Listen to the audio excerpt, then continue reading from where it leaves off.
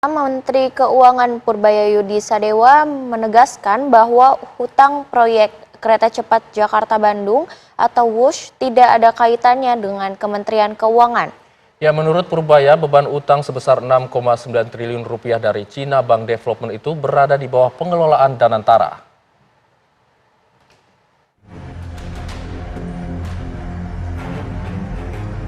Menteri Keuangan Purbayayudi Sadewa tidak ingin APBN ikut terbebani oleh utang proyek kereta cepat Jakarta-Bandung. Selama ini, proyek dan operasional kereta WUSH itu dikelola konsorsium PT Kereta Cepat Indonesia Cina atau KCIC. Menurut bendahara negara itu, utang WUSH berada di bawah pengelolaan Danantara, karena Danantara disebut punya dividen sendiri hingga 80 triliun rupiah setahun.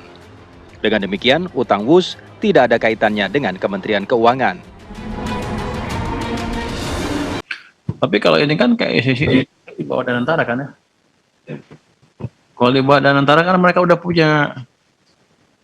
punya manajemen sendiri, udah punya dividen sendiri yang rata-rata setahun bisa 80 triliun atau lebih. Harusnya mereka manage dari situ, jangan ke kita lagi. Karena kan kalau enggak ya semuanya ke kita lagi, termasuk dividennya. Jadi ini kan mau dipisahin swasta sama government. Ya jangan kalau enak swasta, kalau nggak enak government. Saya pikir begitu ya Pak. Sementara itu, Direktur Jenderal Pembiayaan dan Pengelolaan Risiko Kementerian Keuangan memastikan utang proyek WUSH bukan utang pemerintah pusat.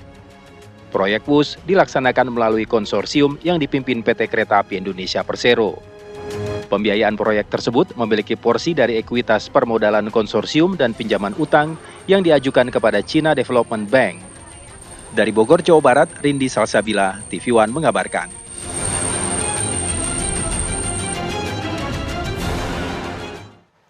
Ya pemirsa, Pavilion Indonesia menjadi pavilion yang banyak dikunjungi wisatawan pada gelaran World Expo Osaka 2025.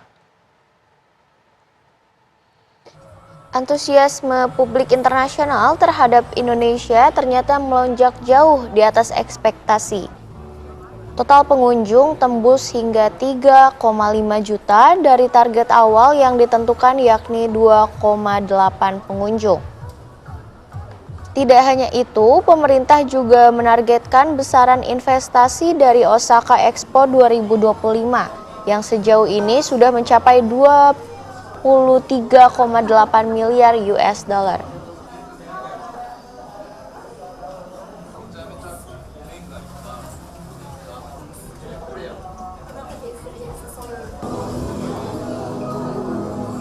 Yang pertama pastinya pengunjung ya, karena memang yang diharapkan sebanyak-banyaknya. Jadi kita mentargetkan 10% dari total pengunjung Expo dan sekitar 2 bulan yang lalu kita sudah mencapai target tersebut yaitu 2,8 juta. Persis kemarin kita mencapai 3,5 juta pengunjung, rata-rata sekitar 30 ribuan per hari. Berarti ini semua di luar dari target yang diprediksikan ya Bu ya? Alhamdulillah.